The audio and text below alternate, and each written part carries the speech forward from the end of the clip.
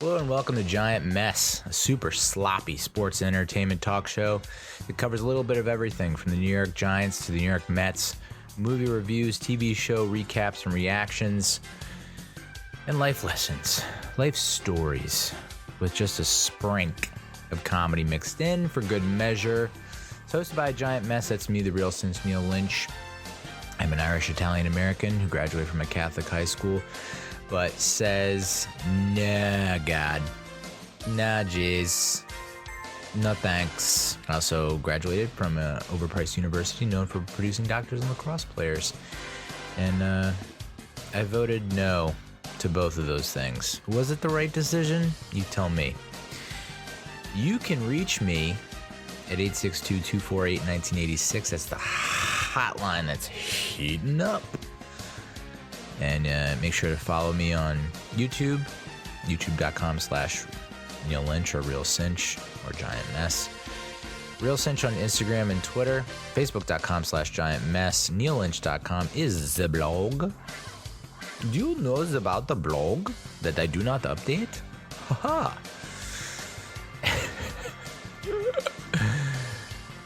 And make sure you subscribe to get this A+++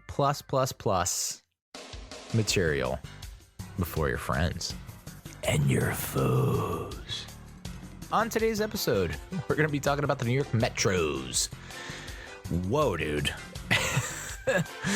The days of quiet Mets off seasons and subpar Mets off seasons and really just desperate Mets off seasons are over, kid. We're going to try and break down all the free agent signings, all the departures, all the arrivals. We're going to look at some potential trades that are still being talked about. The Mets are not done, according to Billy Epler. And Steve Cohen is a man on a friggin' mission, dude. He will not rest, and he might spend $1 billion to get us that World Series trophy that we've been pining for decades. I mean, we are the last team in the NL East to win a World Series. Wrap your head around that. So with that, let's get started. I think the biggest story from the last time we spoke was deGrom, right? Will he or won't he? Is he coming back? Is he going somewhere else? Is he going to those goddamn Braves? And no, he did not go to the Braves. He went to the Rangers. Wow. I really didn't think that he would go to the Texas Rangers. I thought, like, all right, the Braves are in play. That would really suck. Hopefully he knows better than to do that, even though he grew up a Braves fan, apparently, and he's from Florida. So I was like, he can't go to the Braves. But he's just not going to go to the Rangers, dude. The Rangers over the Mets? Why? And then he signed a 5-year, $168 million contract. My guess is too rich for Uncle Stevie's blood, but I don't believe that for a second. And the more that we let it, the more we're trying to digest what happened, now that an icon, a legend, the GOAT, has left us in a cloud of dust, we now start to get, it starts to trickle in all the stories about how he wasn't a fit in the clubhouse and he was kind of a dick and, didn't really vibe with other players and was kind of an a-hole. And it's like all this stuff miraculously comes out of the woodwork once he's no longer part of the franchise. And I guess that happens, once someone as lauded as him that has the status that he does, it's like if a VP of 20 years who ushered in a new era for an organization decides to leave. It's like everyone's, when he's in the building, hey, hi, Mr. deGrom. Hey, Mr. deGrom, how you doing? Yeah. Oh, it's good to see you. Oh, yeah. Oh, you don't want to pitch? Oh, okay. Oh, you have another injury? Yeah, that's cool. That's fine with us. And as soon as he leaves, they're like, that motherfucker. What a son of a bitch. So, I mean, it's just funny. It's like he's out the door and everyone's just like shitting all over him. And I'm not going to do that, but I kind of hinted at that every time we talked about it on the pod. It was like, I don't know if he wants to be here. I just never, this shit has been going on, feels like ever since he signed the last contract, the most recent contract when Brody was running the ship. It was just like, I mean, we started talking about, is he going to opt out of his contract so far in advance? In my opinion, it was just like, whoa, we're so far out and away from that, and we're already talking about it. Makes me think. So I guess it's not, in retrospect, it's not surprising or shocking. It's just, I don't want to say it's disappointing. I sound like such a dad, but I am a dad. So whatever, kid. It's disappointing because it's like, dude, what are you doing? Like, I understand you want to be paid what you're worth. I understand you saw what happened with Scherzer and you're like, oh, really? And then, with the rumors swirling about Verlander, I mean, I'm sure deGrom feels even better about his decision when he sees that after he decided to go elsewhere, that we signed Verlander, where it's like you keep bringing in these mercenaries, short-term contracts, high annual AAV, annual value, and, you don't want to invest in me, I've provided so many moments for this franchise, and you don't feel like I'm worth it. So I'm sure he feels bitter about it, but at the same time, it does feel like a weight has been lifted off our shoulders. And by our shoulders, I mean the fan base. Yes, it's sad. I would have loved to see him get a ring. I would have loved to see David Wright get a ring. It's like there's talks about possibly bringing back Conforto. That would be pretty sweet to get him a ring. And but I really think he wasn't.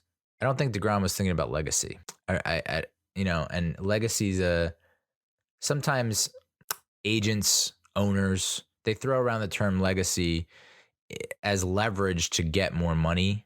You know what I'm saying? Or they use it as a crutch to get a player to see things their way. But this really does feel like a legacy thing. And like I didn't watch his introductory press conference with the Rangers. But, I see it on my timeline on socials saying the one quote that everyone took away from it was like the Rangers have a vision for winning. Okay. What? Like, I can understand if, and I've said this before, if the Wilpons are still the owners, I get it, man. Same old bullshit that you're being fed year in and year out about how things are going to change, how we're going to win again and da-da-da.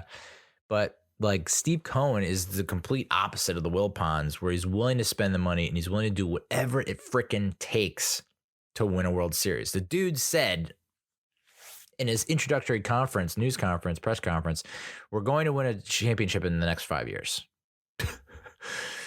And it's the proof is in the pudding. You can see it from offseason to offseason, and deGrom witnessed it too, which is weird because it's like, don't you see the difference between the two styles of owners, the two ownership regimes? Don't you see the difference?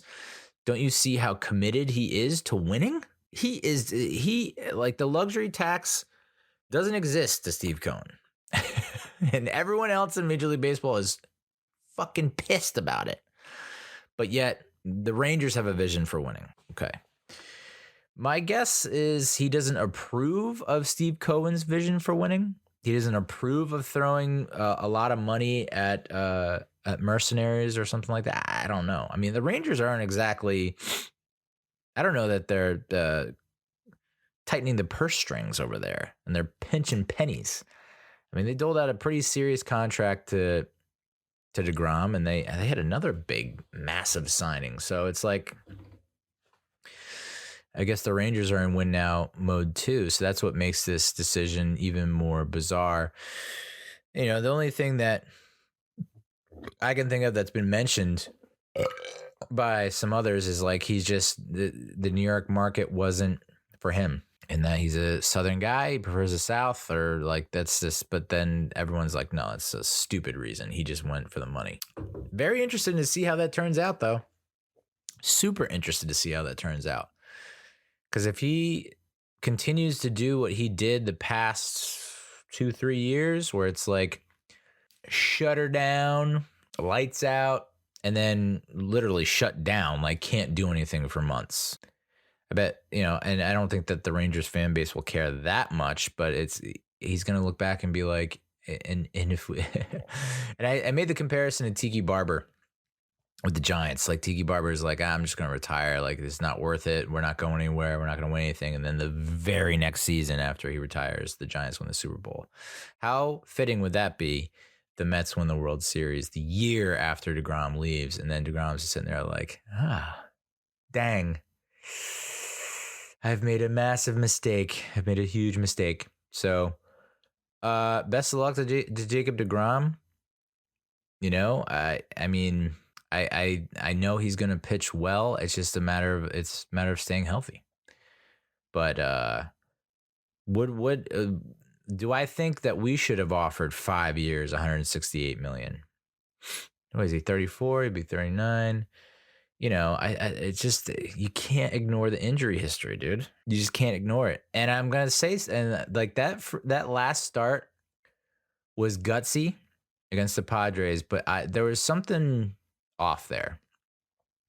The fact that he can come out and like 100 miles per hour, 100 miles per hour, 101, and he is just dealing, and then all of a sudden he just completely went away from the fastball and was just strictly off speed, strictly sliders and changeups, and it was just like, hey man, I know it's inhuman to pitch, to throw as many fastballs over 100 miles per hour as you do, but can we get a 95 mile per hour fastball in the mix here? Can we just get something? Can you dial up the old numero uno? So, if I had to make a prediction, which my predictions are never right, I'd say he probably has another all-star campaign in him, but I don't think he's not going to be giving the Rangers 5 years of 30 starts. I don't even think he's going to give them 5 years of 20 starts a season. I think maybe he hits that 20 start per season twice, maybe. I don't know. I just, again, the best pitcher I've ever seen pitch ever. And that includes Greg Maddux. That includes Nolan Ryan. That includes, name a pitcher. Jacob deGrom just smokes them all.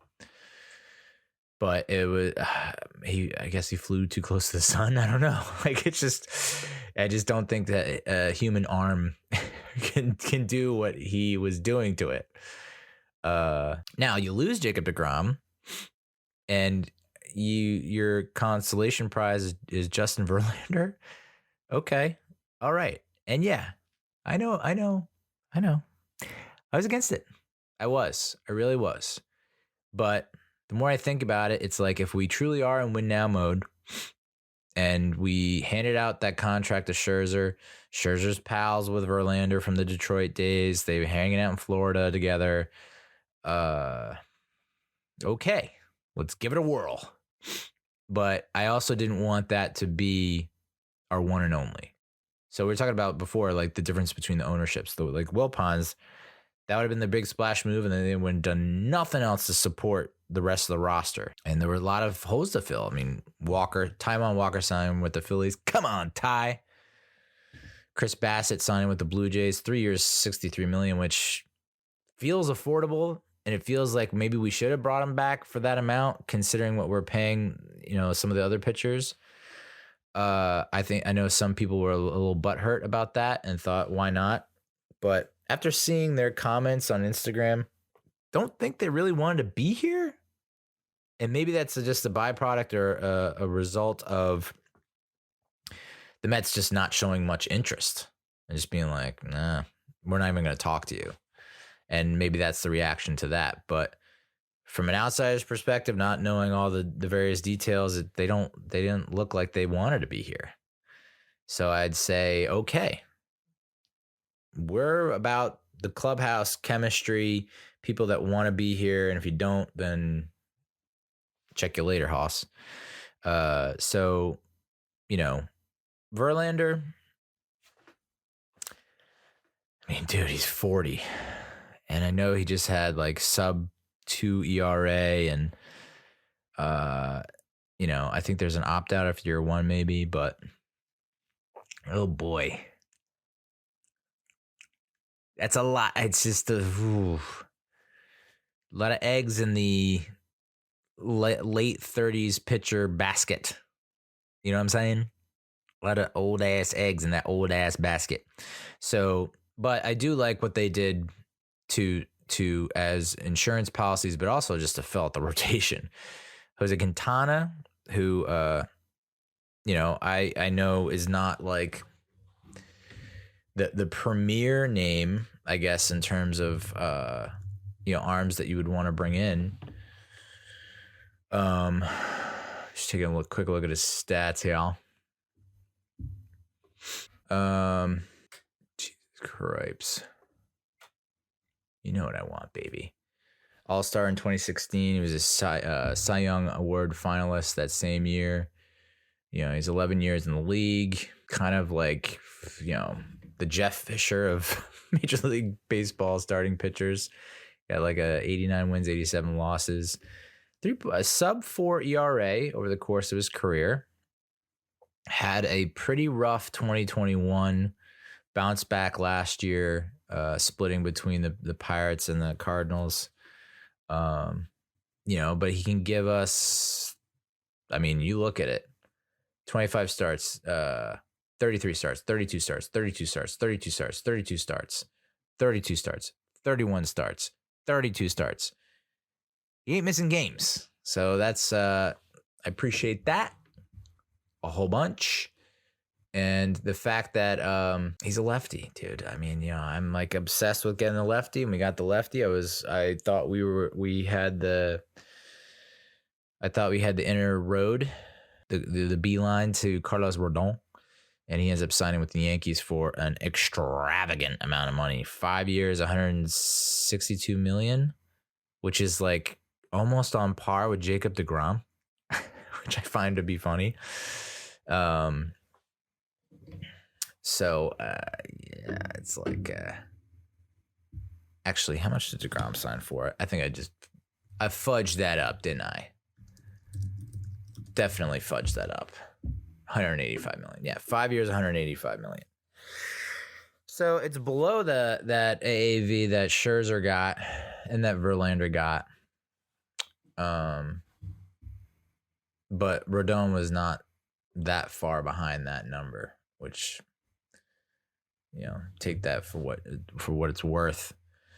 But over the course of his career, 110 ERA plus, a 1.278 whip, about 9 hits per 9, less than a home run per 9, a little less than 3 walks per 9, and 8 strikeouts per 9. 3 strikeouts to every walk. So that's a solid, what are we thinking here? 4? I'm assuming he's going to be the 4. And then the Mets the Mets did not listen to me, or at least they listened to me and they said, well, who the hell is this guy? Because then to fill out the rotation, we signed a Japanese star pitcher, Kodai Senga, which I'm definitely butchering, and I cannot wait for someone in the comments to call me some stupid, ignorant white. That'll be fun. But 5 years, $75 million, which seems like a bargain. And if he can give us similar performances, if not a notch below what Chris Bassett gave us, then I think that's a wash, right? And it's 5 years, so we know we got him locked up. And if he can give us 5 years of what Chris Bassett gave us last year, okay, I'm cool with that. What did Quintana sign for?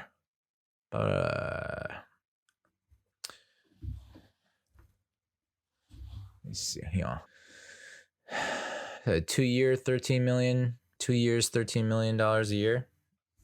That can't be right.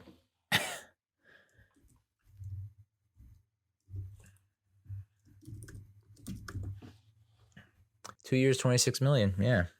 Interesting. But it's the lefty that I've been pushing for, which is great. Doesn't cost you nearly as much as what Rodon would cost you. And that's a pretty solid 4. And Senga's a pretty solid 3. Even if he doesn't quite match what Bassett did, as long as he's in the vicinity, I think I'm pretty happy with that signing. I'm not gonna get as hyped as a lot of other people. I guess there's a video of him striking out Shohei Ohtani, and everyone just in their pants. I'm not gonna do that, but I am excited. And he's going to wear number 34. He's going to wash away our memories of he who shall not be named, whose nickname rhymes with Boar, Syndergaard.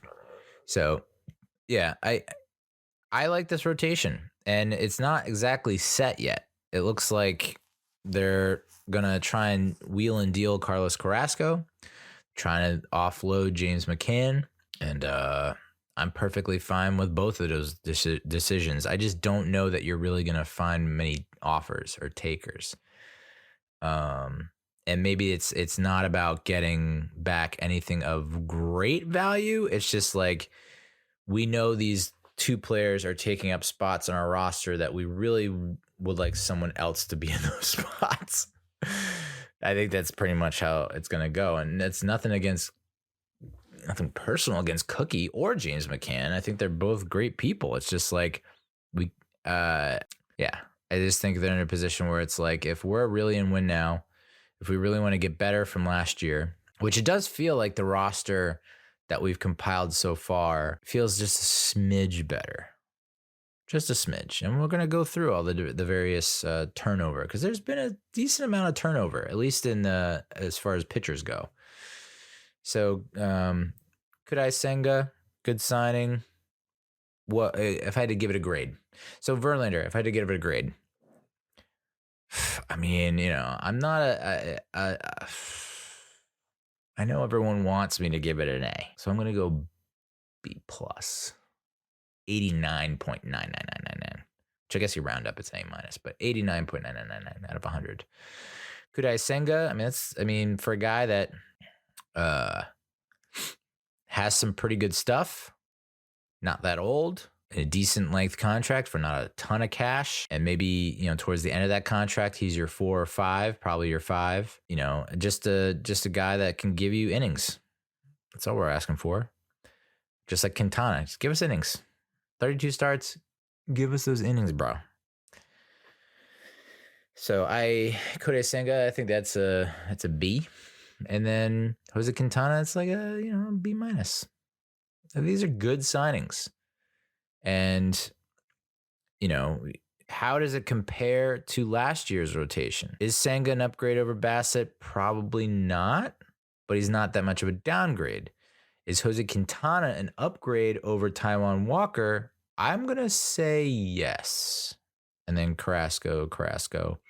Verlander, deGrom is like a 1-to-1, but I would say if they were both healthy all season, which deGrom wasn't. So I'd say Verlander's an upgrade. So there you go right there. It's like Verlander's an upgrade. Senga's not that much of a downgrade. Quintana is probably an upgrade over Walker. And then you have Carrasco, who might not be around come opening day.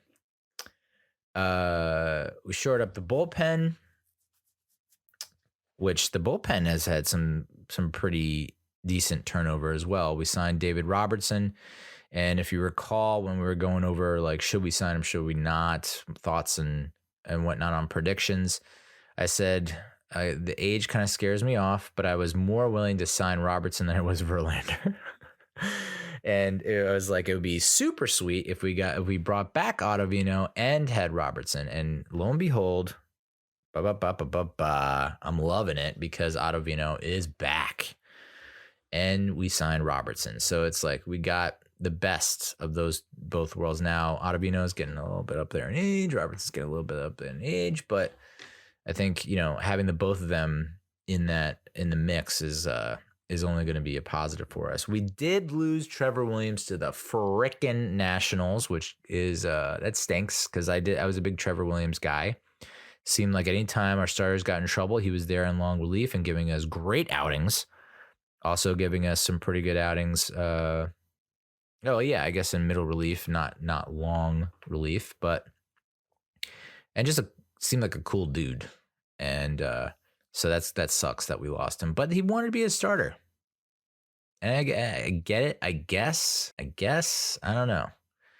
Feel like to me, and maybe this is why I'm it's one of many reasons why I didn't like advance at all in my sports careers, but I'd be pretty friggin' happy being middle relief, long relief on a winning ball club in Major League Baseball. But Trevor Williams caught the Seth Lugo bug and wanted to be a starter, and lo and behold, he gets his wish, and so does Seth Lugo, who signs with the Padres. Wish him the best. Of course, kind of feels like we're gonna see him, right? A bunch this season, and possibly in the postseason.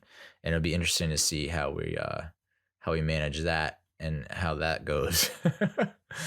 Trevor May signs with the A's, which is a dismay. I really liked Trevor May. I really liked what he gave us most of the time. I think there have been a few games where it's just like, oh boy, that Phillies. I think one of the opening week games against the Phillies, was it 2 years ago, last year? Just not great. I think might have been his debut. And struggled last year a lot, but when he came back, he was a force and probably one of our most reliable arms down the stretch. So, and a great personality, and I thought pretty good for the clubhouse as well. So it sucks that he signed with the A's, but I guess it's the nature of the biz. We talked about Bassett, sign of the Blue Jays. Ottavino comes back. A fun stat about Ottavino from Matthew Brownstein on Twitter.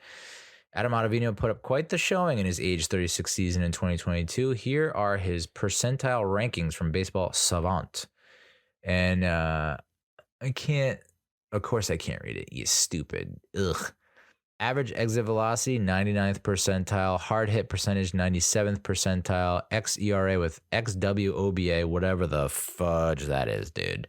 97 percentile. XBA 92, X slug 96, barrel percentage 97, K percentage 89, and extension 90. So I think there's 1, 2, 3, 4, 5, 6, 7, 8, 9, 10, 11, 12, 13. There's 13 categories, metrics here, and he's listed as great on 1, 2, 3, 4, 5, 6, 7, 8, like 8 or 9 of them. So yeah. Phenomenal season last season. Can he continue it this season? If he can, we're in a pretty good spot. Michael Gibbons signed with the Orioles. Have fun in Baltimore. It's a great city, charm city, Murderland. I had fun 5 years there. So I think, Godspeed. Hope he does well there. We mentioned Carlos Rodon signing with the Yankees, 6 years, $162 million, which is not as much as the deGrom. I don't know why I was making a comparison. But now we're in talks to trade for Liam Hendriks, bro. I don't think I hate that.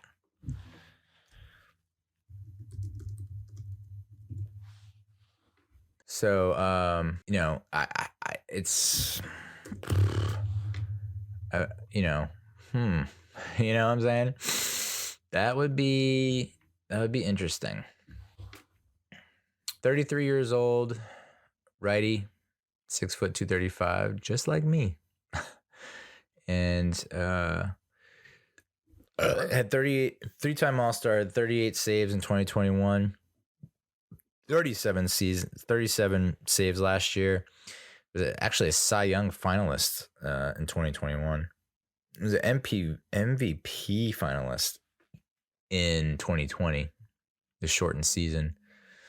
But, I mean, what a coup that would be. Because then you have versatility, you have flexibility. You could go I mean, it could look as simple as Ottavino 6, Robertson 7, Hendriks 8, Diaz 9 in close ball games where it's need to win. I like that stack. That's a good 4-arm stack.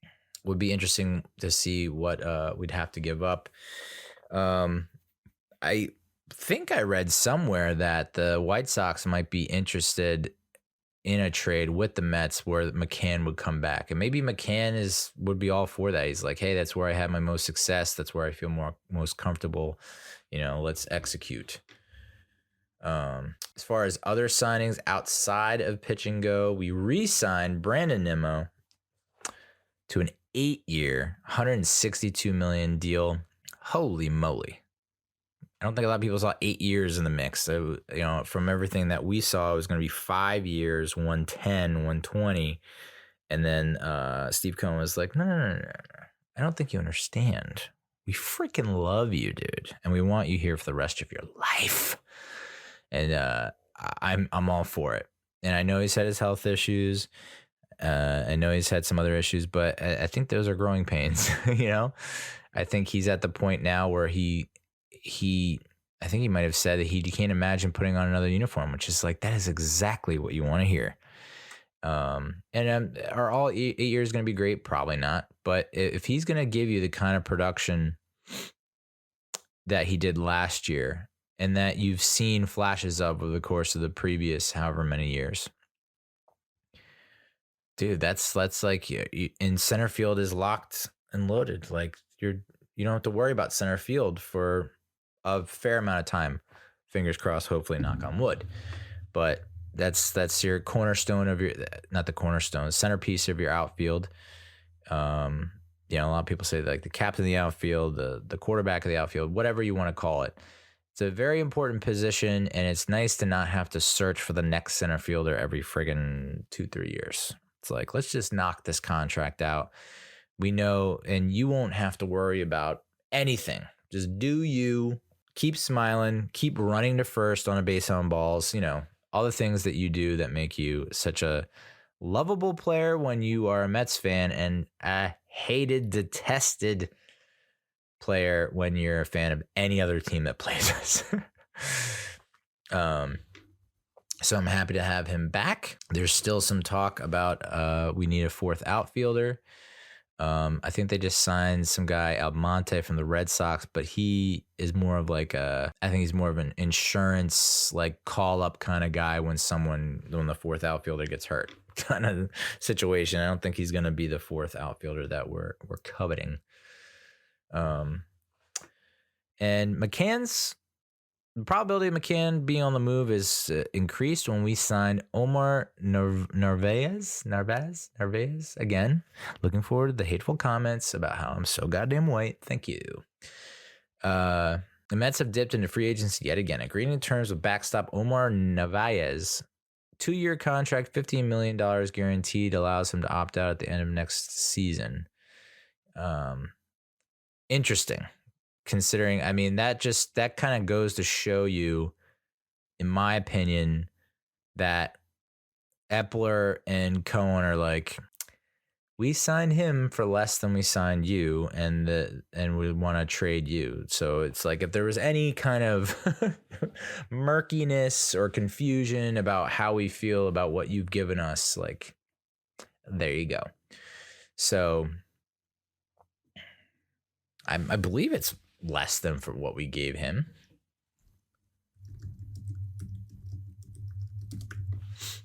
Four-year, $40 million contract. So yeah, what I meant is like the annual value. He was considered the second best catcher behind JT Realmuto at the time, and I'm pretty sure he's like dead last now. But here's the curious thing about Narvaez, right? He's not like that young. I think he's like 30, maybe. He's averaged less than 100 games in 5 of 7 seasons. He's failed to crack 100 games in 5 of his 7 seasons of playing time. So that, to me, feels like, okay, they kind of signed him knowing that they're probably not going to get 100 games out of him, but they feel confident or comfortable with having him being kind of the lead figurehead of the triumvirate that is known as Narvaez, Nido, and Alvarez. God bless. So as Alvarez continues to progress and maybe sees some more playing time this year, Nido is kind of the rock, right? He's the familiar piece to all this. We can lean on him and know that he's going to give us some level of consistency. And to be honest, like, was on a bit of a tear towards the end of the season in September. And so maybe he can continue, maybe not to that level, but give us something better than what his career average had been up to that point, which was not great. So if we're looking at Narvaez gives us less than 100, so 90 games, you're looking at 72 games that we have to make up. You know, maybe it's Nido giving us, you know, a fair chunk of that 30 to 40 games. And then once September rolls around again, Alvarez comes up, and when the rosters expand and we can see what he's got. I want to say he's the number one prospect in baseball, but it's probably wrong. He's probably just the number one prospect in the Mets system. I know he's the number one prospect in the Mets system. And he's only 21 ? So yeah, and that's how the catching situation is gonna pan out. I mean, if they are not able to move McCann, that'll be interesting, because it's like, do you carry 3 catchers? I don't think you do. What do you do with Nido? You know, so it seems like they're gonna make a trade that is not gonna it's not gonna make you know, I guess the biggest positive that would come out of the James McCann trade is that James McCann is not a Met anymore. That's like, you know, that's who we got in return, is like, we got James McCann not on the team. And then interesting to see what the market would be for Cookie, because it does feel like he is not, like, again, he's not a horrible pitcher by any stretch of the imagination, but has I guess he didn't have as like that you know, that singular slip up inning that plagued him and Walker over the course of their Mets tenure. Towards the end of the last season, it seemed like he had ironed that out, but at the same time, it's like, it feels like you're playing with fire. So I think there should be a decent market for him, and we should get something. I don't know. Again, I think that's a case of, like, we're not looking to get a big piece in return. Maybe it's trying to restock the farm system and get some prospects, because it feels like we have a decent crop of prospects, but some of these trades that are being discussed, it's like all our top prospects are gone in one fell swoop. It's like Beatty, Alvarez, Mauricio, Vientos. It's like, whoa. Okay, all our top prospects are gone. So yeah, the other big news is Carlos Correa. He signed a massive contract with the San Francisco Giants, 13 years, $350 million. Oh, my Lord. But guess what? Not so fast. Carlos Correa has failed his physical with the San Francisco Giants. There will be no deal, and Correa remains a free agent. Now, I know that Lindor has been pushing for the team to sign Correa. The last time that Lindor pushed for a guy to be on the team, it was Javi Baez. We all saw how that turned out, like, highest of the highs, lowest of the lows. So I'm curious to know what Mets fans think about this, because it's like, okay, he failed the physical, so the deal's off, which means we could sign him, but then, yeah, but there's this failed physical, dude. And it spooked them to the point where there's no deal and he remains a free agent. So it's like, do we really want to dive into that pool when it's a big contract for a long time, that if he's got this failed physical, it's like, probably should know more about the failed physical before we get back into that ring and toss our hat into the fray. I wasn't able to mention this last go round, but the Mets released. Maybe I did. Yeah, I think I mentioned all this. All right, so yeah, that's I said to myself, and I think I said this in one of the episodes, probably right after we got eliminated by the Padres. I said I don't see us winning another 101 games with this team, and it doesn't feel like we're gonna take that next step with this current team, the current roster that won 101 games. Holy crap! And just felt like I don't know that we're going to get back to that place. That my confidence was kind of blown and shot after that wild card series. And it was like, maybe we do need to wipe most of the slate clean, and we need to think about strategically improving this team. And really does feel like we did it. Now, and if we don't hit 101 wins, perfectly fine with that. The only thing that I need is for them to make the playoffs. Just make the playoffs. Because as we saw with the friggin' Phillies, just got to get in. And then weird, wild stuff happens. And next thing you know, you're in the friggin' World Series against the Astros. So, we win 89 games and get in, I'll be happy. Trust, dude. Trust. I'll be happy. As long as we get in the postseason. And all this battling to get that 1 seed, and everything that Buck did to get that 1 seed, and the team did, and the effort that we put forth, and it's like, maybe don't do that this year, because it doesn't matter. It just does not matter. All right, so that's this week's episode. Thank you so much for listening. I appreciate your ears taking me in. You know what I'm saying? Taking me all the way in. Oh my God. Wow. Yikes. Okay. Let's go Mets. LFGM. You got to believe. Very excited. Very happy. Feels like there's 1 or 2 moves coming down the pike, and it feels like they're not going to be bad moves. Like, I don't hate the moves that we made. I said hard no to Verlander, but then it's like, all right, he's on the team. Let's do this thing. Let's just like cross everything you got. Fingers, shoelaces, legs, eyes, and let's hope for the best. So, but we're going to the postseason back-to-back years for the first time, and I mean, there was 2016, but this feels like, I don't know that, and I know that was just ending the episode, but I feel like we're building something great.